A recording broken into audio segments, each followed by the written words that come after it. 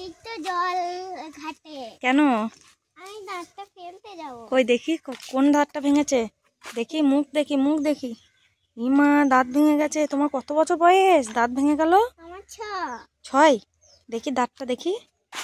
চলো কোথায় যাবে, চলো চলো। কোথায় দিতে হবে দাঁতটা? জলে কেন? কেন মাছকে বলো যে মাছ মামা তুমি আমার দাঁতটা নিয়ে নাও, তোমার দাঁতটা দাও। কেন? কেন সেটা বলতে পারবো না। কেন ইঁদুরকে দাঁত দেবে না? না, ইঁদুরের মতন দাঁত হবে তো, তাহলে খেতে পারবো না। ও বেশ, ঠিক আছে, চলো। বলো যাচ্ছি। যাচ্ছি।